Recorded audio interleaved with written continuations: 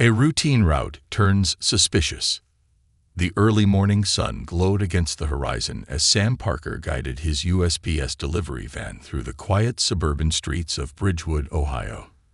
At 58, he had spent over 2 decades weaving through these neighborhoods, delivering letters and packages with the same familiar rhythm that had become second nature.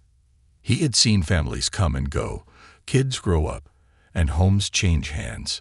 To the people of Bridgewood, Sam wasn't just a delivery man. He was part of the fabric of their lives.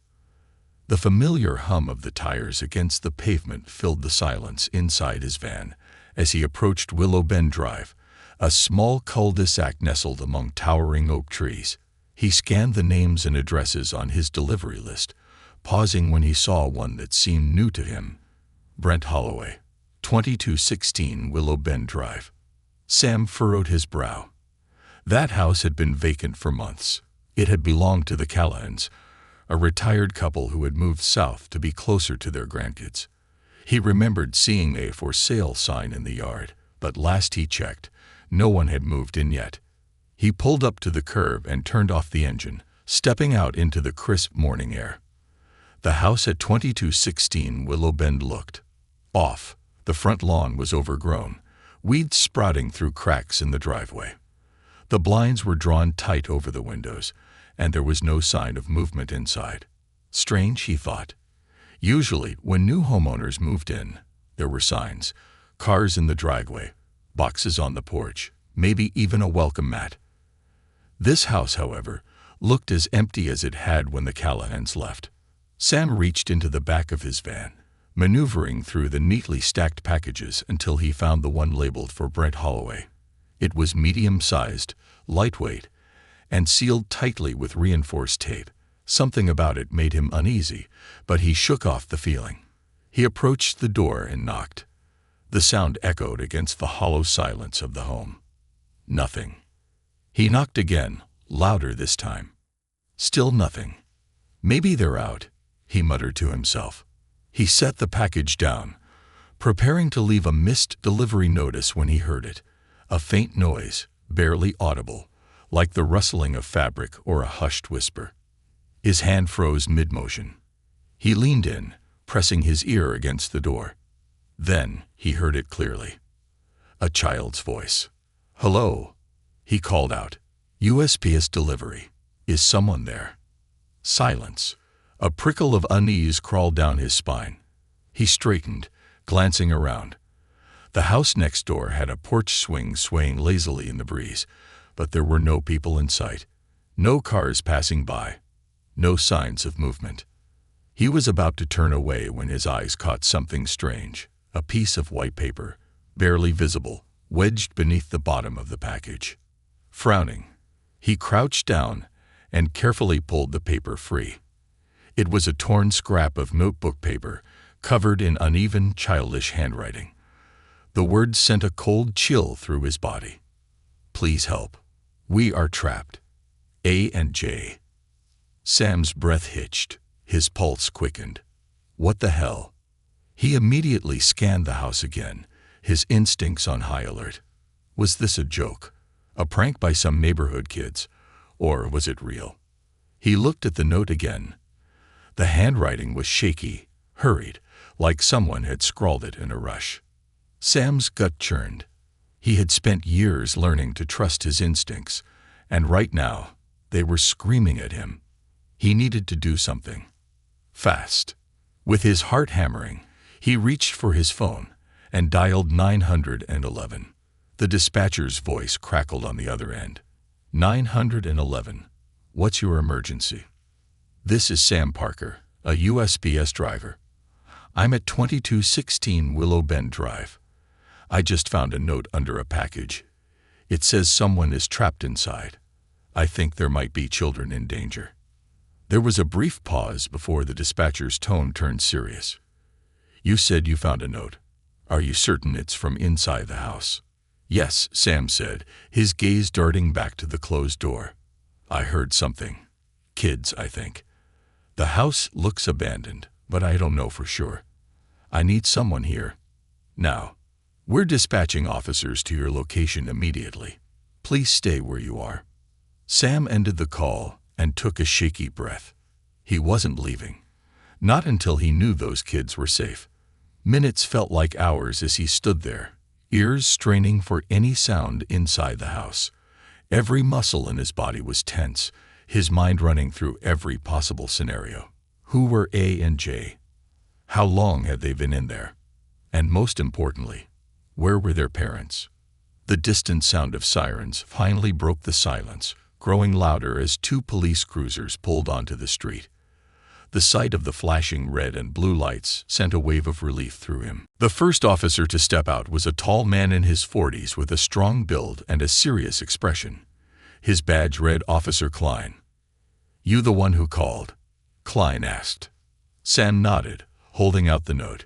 "Found this under the package. I heard something inside. It sounded like kids."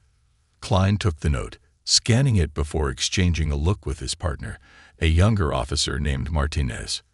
"We'll check it out," Klein said, motioning for Martinez to follow. They approached the door and knocked firmly. "Bridgewood PD. If anyone's inside, make yourself known." Silence. Klein knocked again, this time harder. Nothing. Then, just as Sam had heard before, a faint rustling sound. The officers exchanged a glance before Martinez tried the doorknob. It was locked. Klein signaled for backup. "We might need to force entry," he muttered into his radio. Just as he spoke, a sound from inside made all three men freeze. A muffled cry. Help. It was faint, barely more than a whisper. But it was enough. Klein didn't hesitate. He stepped back and slammed his shoulder into the door. The wood groaned, but didn't budge. Martinez joined him on the second try. Cracky. The door burst open, revealing a dark, musty hallway. Sam held his breath as the officers rushed inside, their flashlights cutting through the dim light.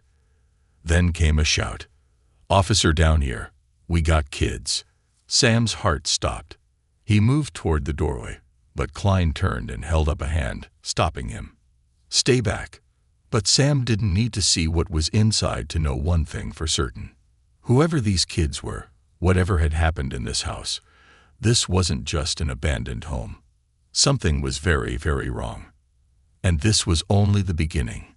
The secrets within. The air inside the house was thick with the scent of mildew and neglect. Dust motes floated in the dim light streaming through cracked blinds. Officer Klein and Martinez moved cautiously, their flashlights sweeping across the small entryway. Sam, though ordered to stay outside, couldn't help but linger by the doorway, straining to see inside. A sharp gasp from Martinez made Sam's heart pound. "They're here," Martinez called, kneeling down. Klein rushed forward, and Sam instinctively moved closer to the door, unable to resist. There, in the corner of what appeared to be a small, nearly empty living room, sat two children, a boy and a girl, no older than 8 or 9. They were huddled together, eyes wide with fear. The boy, slightly taller, had his arms wrapped protectively around his sister. Both wore clothes that looked too big for them, wrinkled and dirty. Sam felt a lump in his throat. The boy's face was streaked with dirt, his cheeks hollow, as if he hadn't eaten in days. The girl clung to her brother, her tiny hands gripping his sleeve tightly.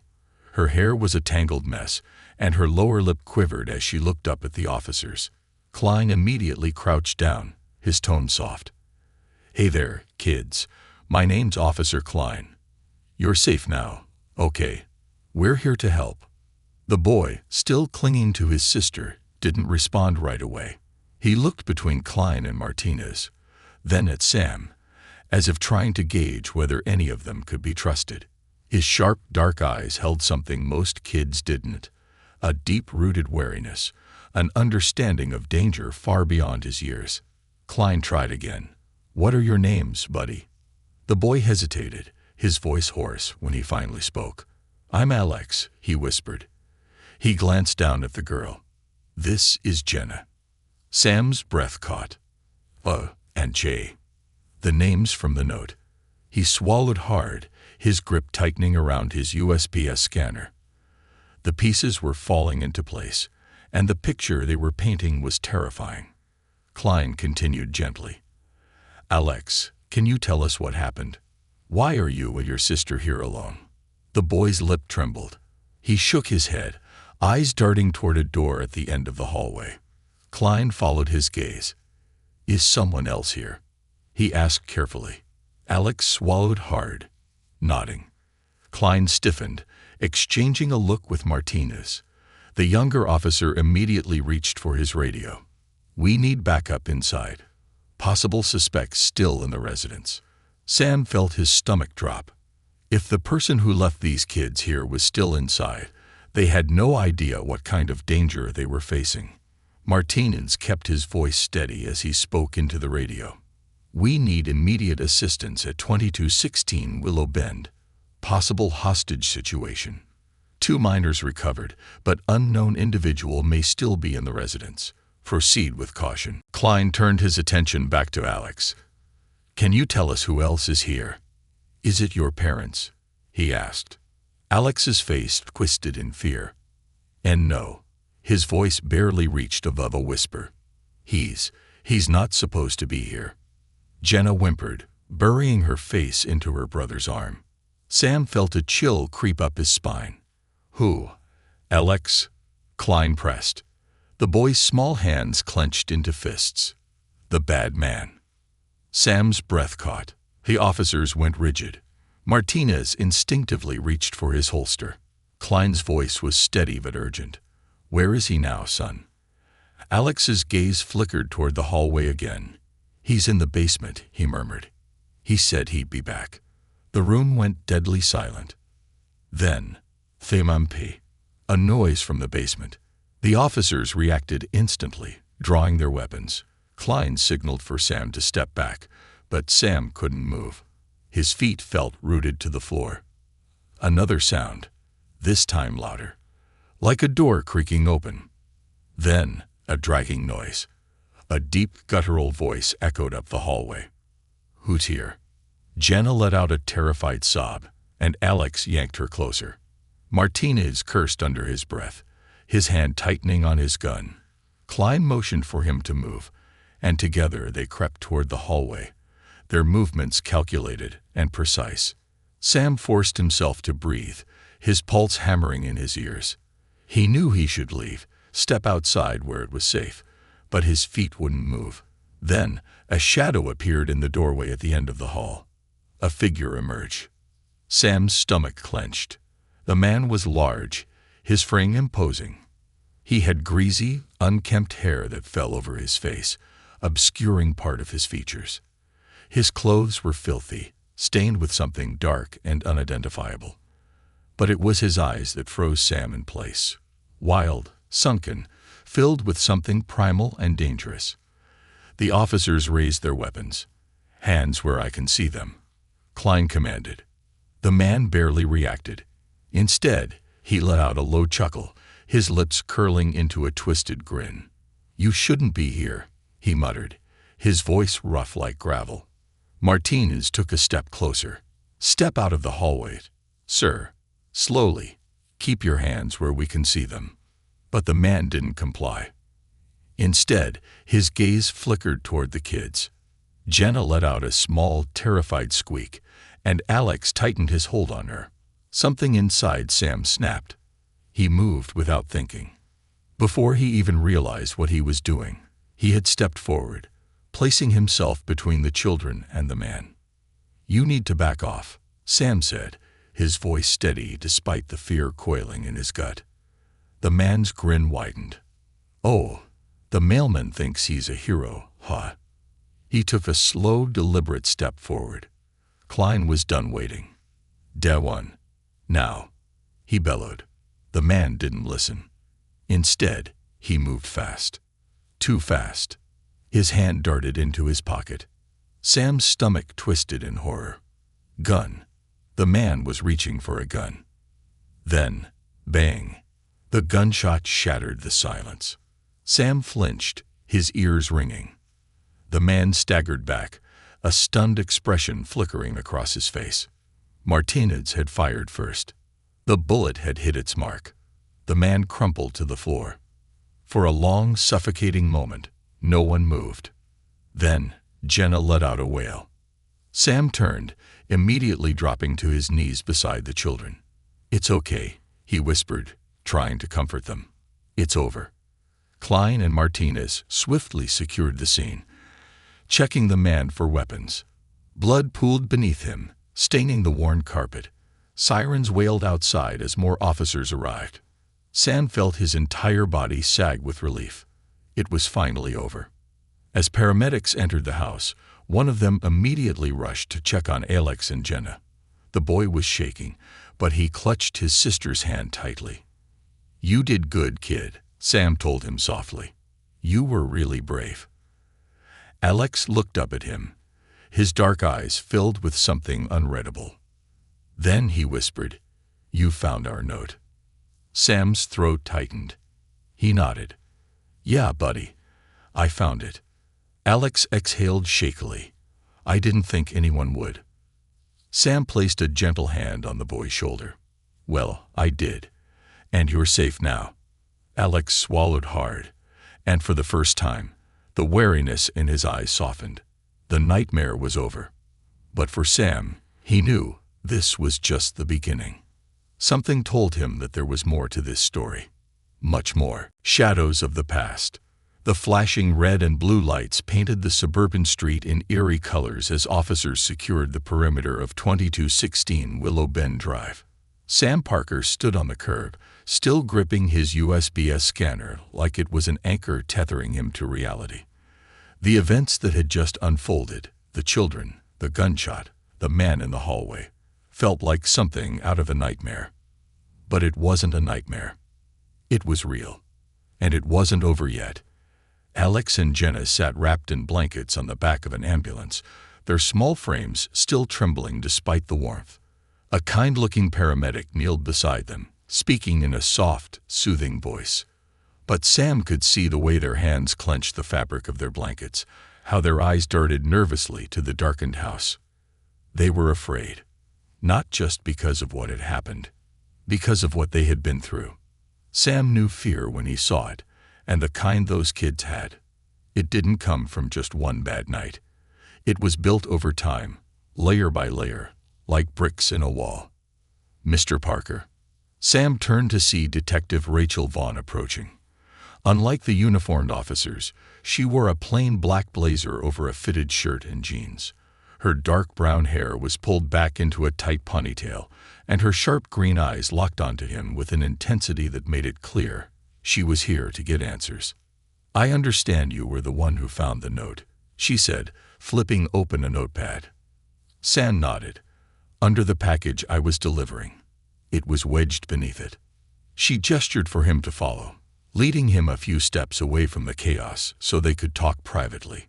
"Walk me through what happened from the moment you arrived." Sam recounted everything. His initial suspicion when the house appeared vacant, the faint noise behind the door, the moment he found the note. "I called 911 as soon as I read it. When the officers got inside, they found the kids. Then the guy, whoever he was, came out of the basement." Vaughn's pen paused over her notepad. "You said he was in the basement." "Yeah." Sam's brows furrowed. "Alex, the boy, said he wasn't supposed to be here. Called him the bad man." Vaughn's lips pressed into a thin line. "That tracks." Sam glanced toward the house. "So what's the story?" "The kids, their parents." Vaughn sighed, rubbing her temple. "That's what we're trying to piece together. We don't have a record of a Brent Holloway at this address. The house was sold 6 months ago, but the deed is under an LLC. No named owner. And as for the man inside..." She glanced at her phone, reading something before shaking her head. "No ID on him. No fingerprints in the system. It's like he doesn't exist." A chill ran down Sam's spine. "Could he have been squatting?" Sam asked. "Possibly," Vaughn admitted. "But if he was just some squatter, why were those kids locked inside with him?" Sam had no answer. Vaughn flipped to a fresh page in her notepad. "Did the children say anything else about him?" "They were scared of him," Sam said, really scared, but I don't think he was their father." "Neither do we," Vaughn muttered, glancing toward the ambulance where Alex and Jenna sat. Then suddenly, Alex turned his head, his sharp eyes locking onto Sam's from across the street. Sam froze. Alex didn't say anything, didn't call out.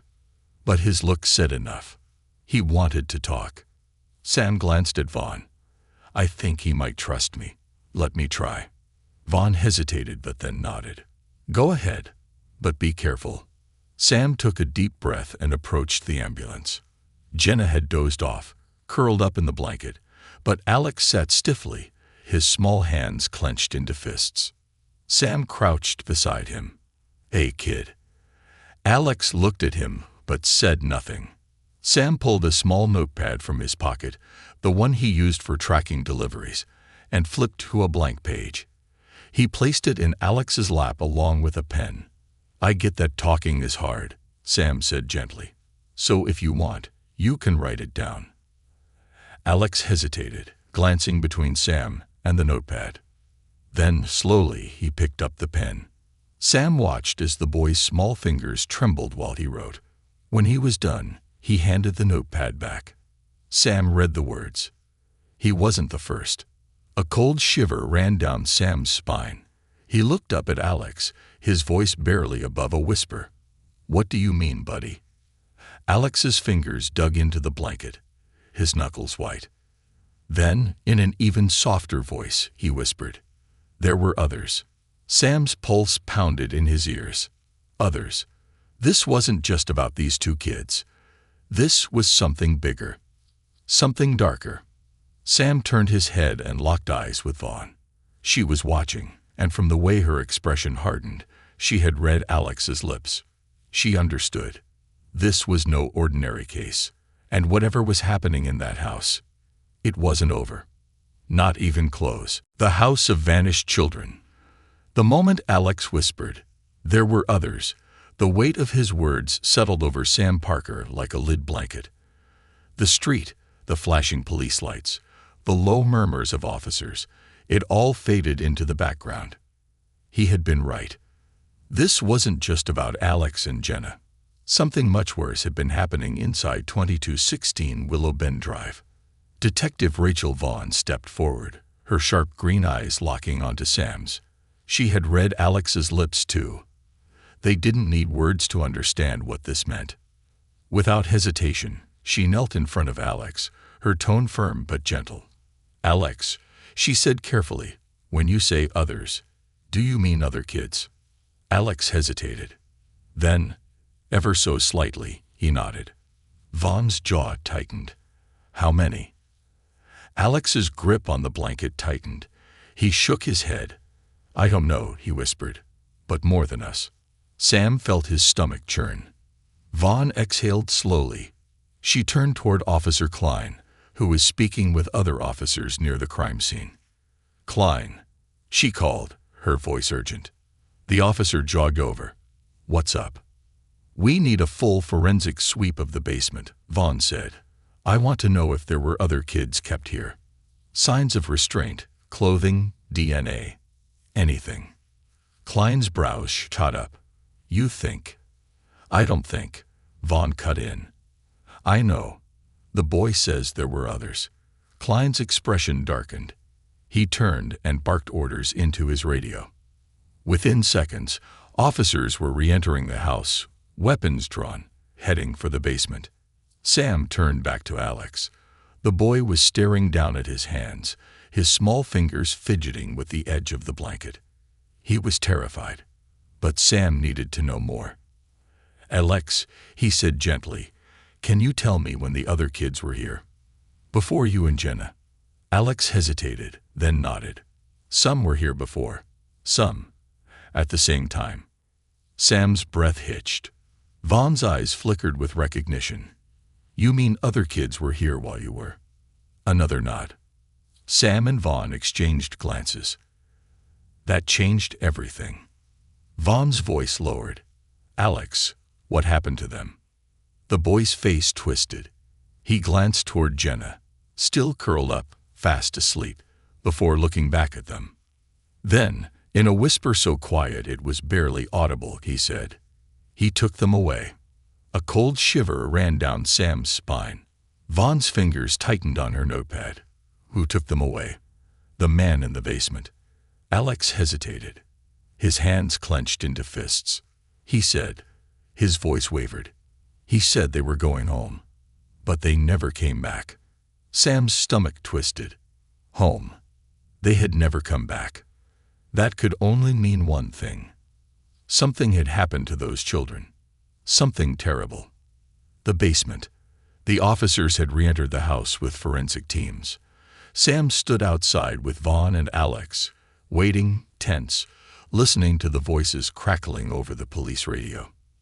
Then, "Detective Vaughn, we have something." Vaughn grabbed her radio. "What is it?"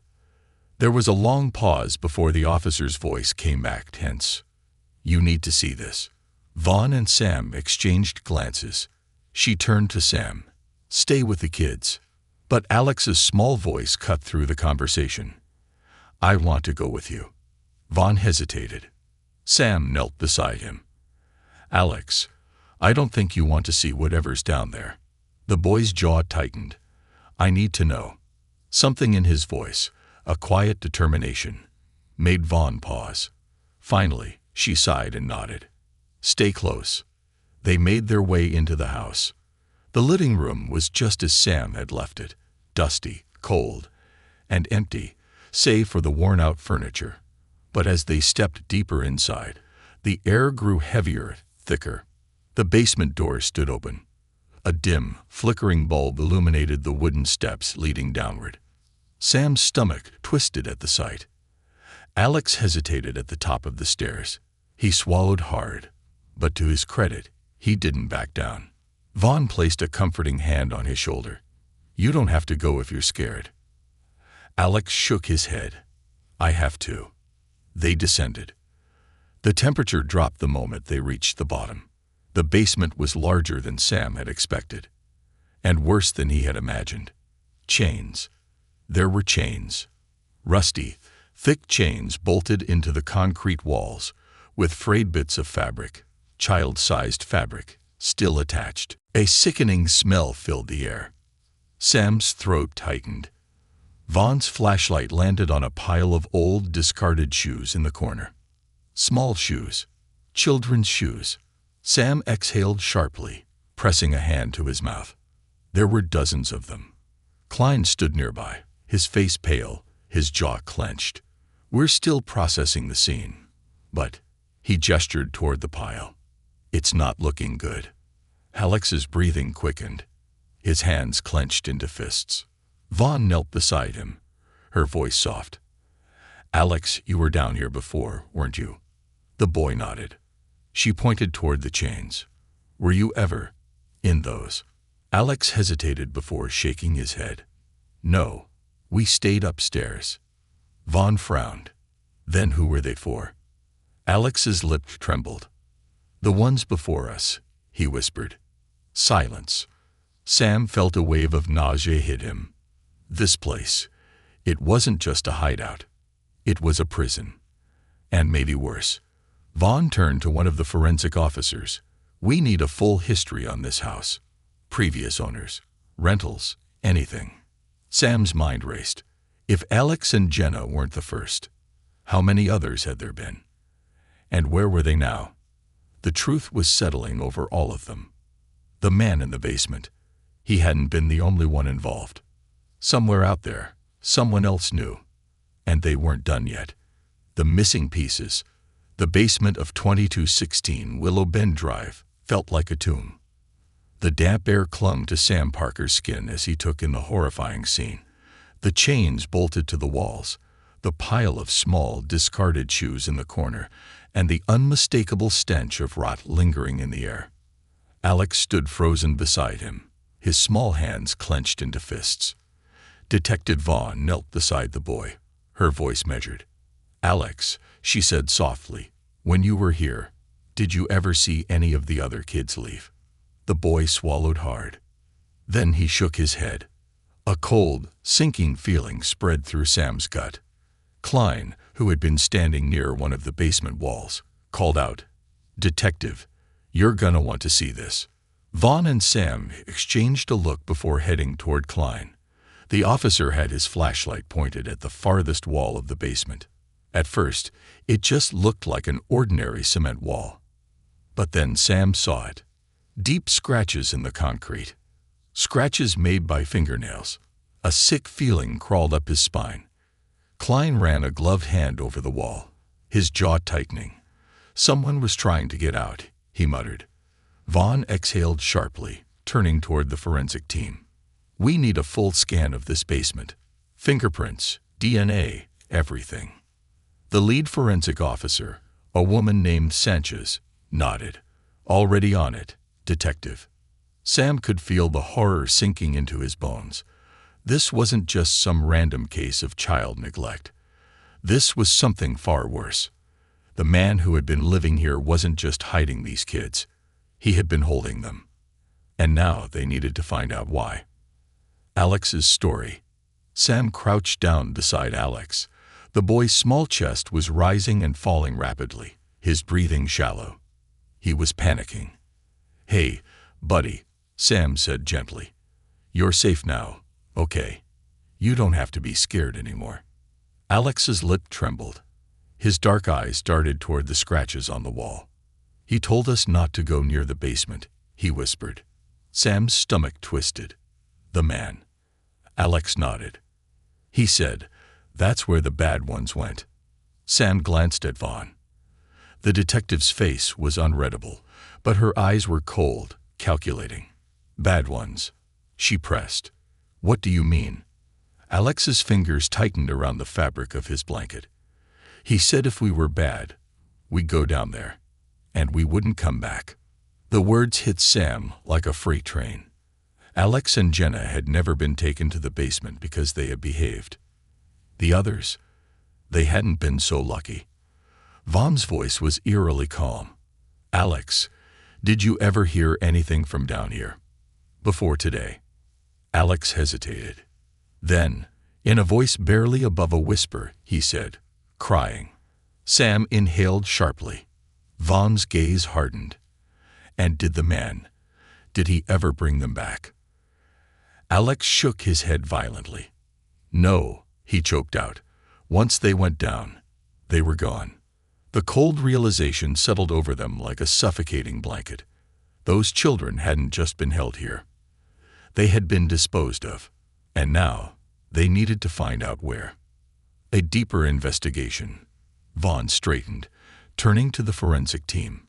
"We need to dig into this basement. Literally. Check the floors, the walls, any sign of burial or hidden spaces." Sanchez nodded. "Understood. We'll get to work immediately." Vaughn motioned for Klein. "I need background on this house. Previous owners, tenants, any missing persons reports in the area. If this guy wasn't working alone, we need to know who else is involved." Klein gave a curt nod and headed upstairs. Sam's thoughts were racing. He turned back to Alex, his heart aching for the boy. "You're safe now," he reminded him. "We won't let anything happen to you or Jenna." Alex nodded, but his hands were still shaking. He knew something more. Sam could feel it. But before he could press further, one of the forensic officers called out, his voice tense. "Detective Vaughn, we found something." Everyone turned. Sanchez was standing near the back wall, holding a small, crumpled piece of paper she had pulled from a crack in the concrete. Vaughn took it and unfolded it carefully. Her eyes darkened as she read the shaky handwriting. It was a list of names. Dozens of them. Sam stepped closer, his breath hitching as he read the first few. Oliver J., Tina M., Ricky S., Daniel B., and then, further down the list, Alex H., Jenna H. Alex saw it too. He let out a sharp breath. That's us." Vaughn flipped the paper over. More writing.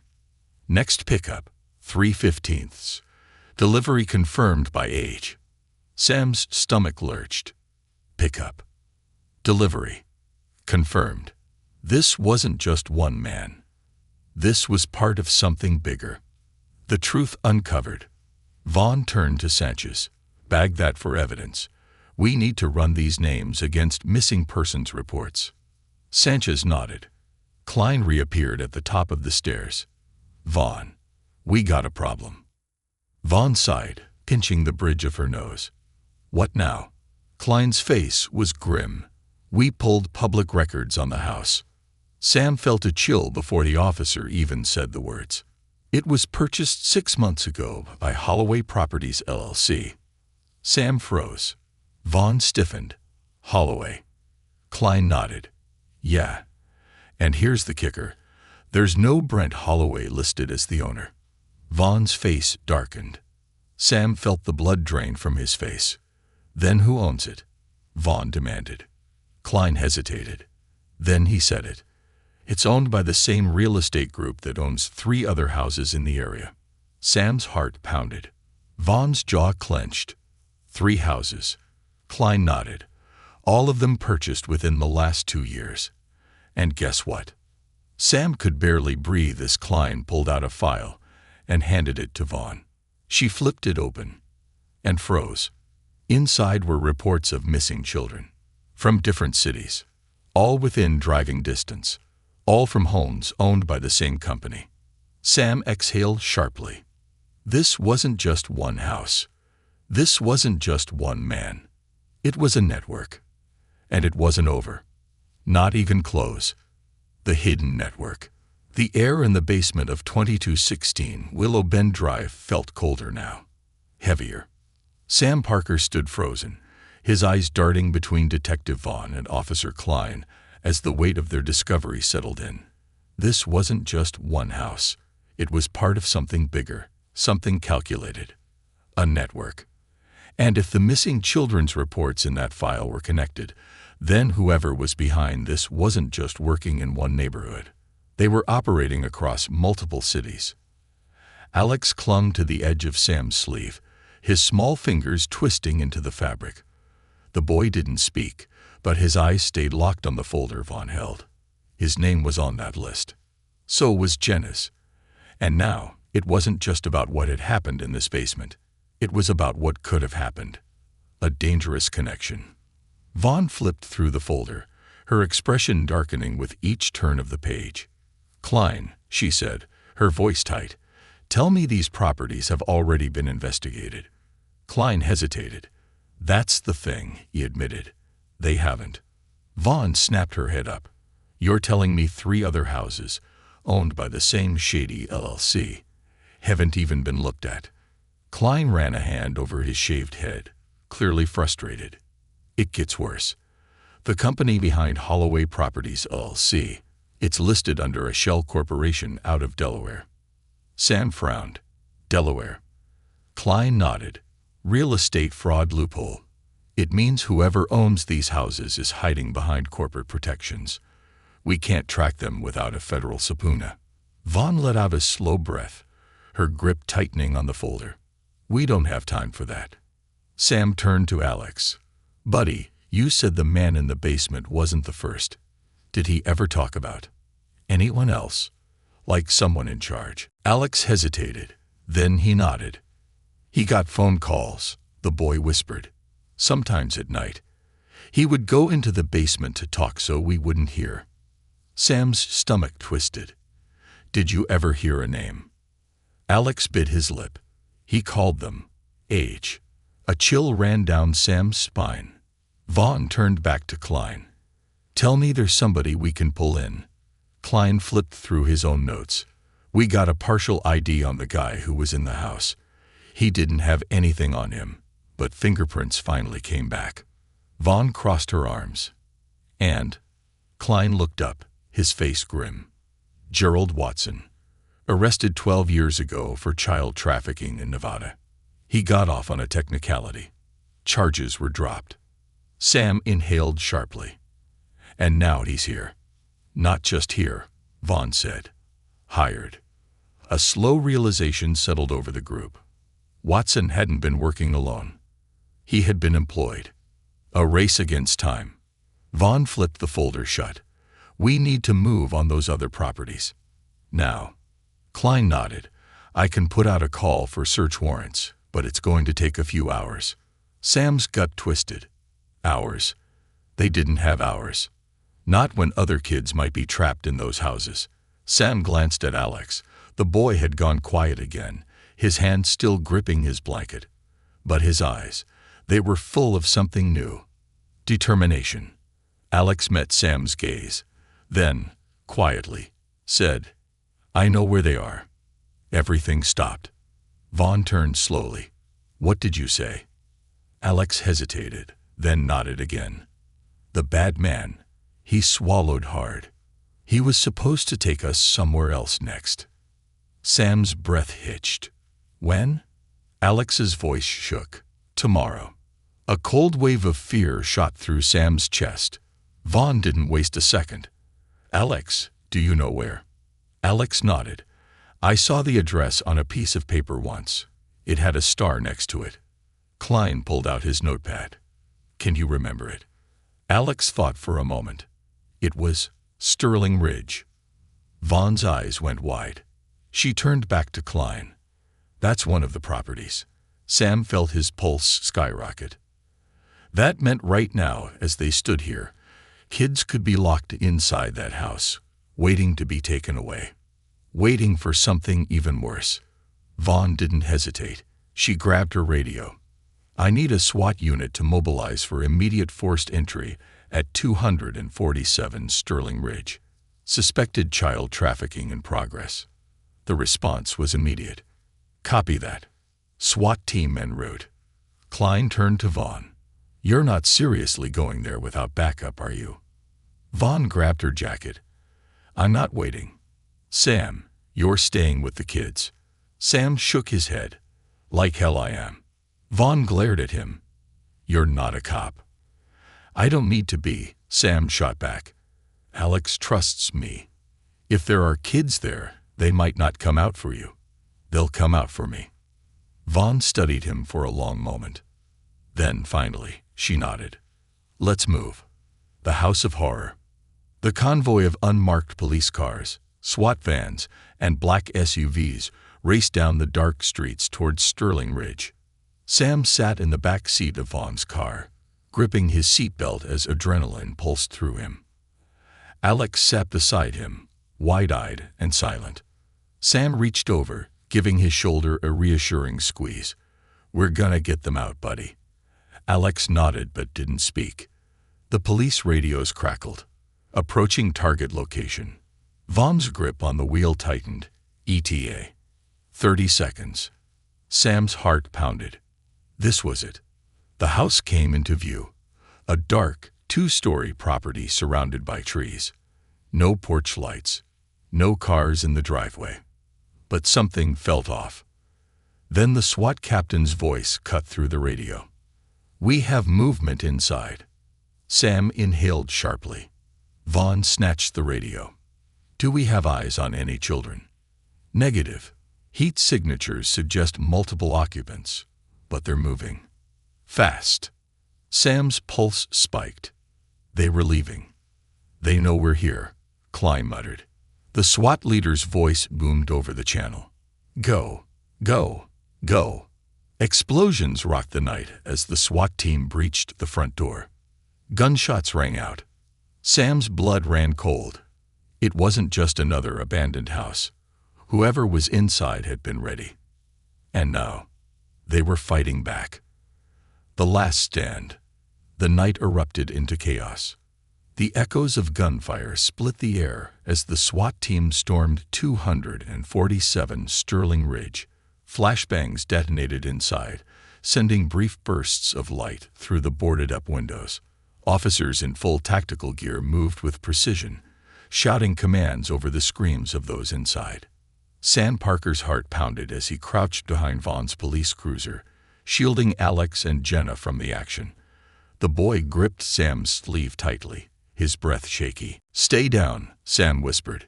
Detective Vaughn had her gun drawn, her jaw set with grim determination.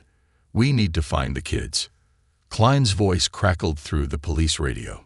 We've got movement. Second floor, southeast corner. Possible hostages. Sam exhaled sharply. They were here. Vaughn wasted no time. Let's go. Sam hesitated. He wasn't a cop. He wasn't armed. But he knew one thing. If those kids were scared, they'd come out for him before anyone else. And that was all the reason he needed. He ran after Vaughn. Inside the House of Horrors, the interior of 247 Sterling Ridge was a nightmare. The air was thick with the smell of sweat, dust, and decay. The walls were bare, the floors littered with discarded blankets and food wrappers. It wasn't a home. It was a holding place. Gunfire rattled from deeper inside the house, but Vaughn pressed forward, her flashlight cutting through the darkness. Sam followed, his ears ringing. Then, a sound. A whimper. Sam's breath caught. He turned his head toward a side room, a door slightly ajar. Something was inside. Without thinking, he pushed the door open. The children. His stomach twisted at what he saw. 4 children, huddled together on a dirty mattress, their eyes wide with terror. The oldest, a girl, maybe 10, threw herself protectively over the younger ones. She had bruises on her arms, and her lip was bleeding. Sam dropped to his knees. Hey, it's okay. I'm here to help. The girl didn't move. Her eyes flickered to the hallway, to the gunfire. Sam realized what she was thinking. She didn't trust him. She had been trapped here for who knows how long. And to her, everyone was a threat. Sam slowly pulled out his USPS badge, the same one he used for identification when people asked. I'm Sam, he said gently. I deliver mail. I found Alex and Jenna. They're safe now. I'm here to get you out. The girl's lip trembled. Alex, she whispered. A small voice came from the hallway. Sophia. Sam turned. Alex was standing there. The girl gasped. Alex. In a heartbeat, she leaped from the mattress and wrapped Alex in a tight hug, her thin frame shaking. Sam exhaled sharply. She knew him. These kids, they had been trapped together. But now, they were free. The last escape. Sam turned back to the other children. I need you to follow me. Can you do that? The kids, 2 boys and a little girl, all between 5 and 8, nodded hesitantly. Sam gestured to Vaughn, who was covering the hallway. We've got them. Let's move. Vaughn gave a sharp nod and signaled to SWAT. 4 hostages recovered, heading for the exit. But as they started moving, a door slammed open. A man burst from the adjacent room, a gun in his shaking hands. His eyes were wild with desperation. Sam knew instantly, this wasn't a leader. This was just another pawn. Someone paid to watch these kids, and now he was trapped. Stay back. The man shrieked, waving the gun erratically. You don't understand. They'll kill me if I... Bang. Vaughn fired once. The bullet struck the man's shoulder. He crumpled with a howl, the gun clattering to the floor. Sam instinctively shielded the kids. Vaughn stepped forward, gun still raised. You're done, she snapped. It's over. The man groaned, clutching his bleeding shoulder. You don't know what you're dealing with, he asked. Vaughn glared down at him. Oh, I think we do. The sound of police flooding the house grew louder. Officers secured the man in cuffs while SWAT finished sweeping the upstairs. Then, over the radio. All clear. Suspects in custody. All children accounted for. Sam's knees nearly gave out. It was over. Aftermath. The sun was beginning to rise by the time the crime scene was secured. The children were wrapped in blankets, getting checked by paramedics. Sam sat beside Alex and Jenna on the back of an ambulance. The kids were exhausted but safe. Vaughn approached, arms crossed. You all right? Sam exhaled. Ask me tomorrow. She smirked slightly. Well, in case no one said it yet, you did good today. Sam looked down at Alex and Jenna, then at Sophia and the others. Yeah, he murmured. I guess we did. Vaughn's expression turned serious. This was just one location, she said. But this network, it goes deeper. Sam swallowed hard. Do you think we got them all? Vaughn shook her head. No. A beat of silence. But we saved these ones, Sam said. Vaughn nodded. And that counts for something. As the sun rose over Sterling Ridge, Sam Parker knew one thing for certain.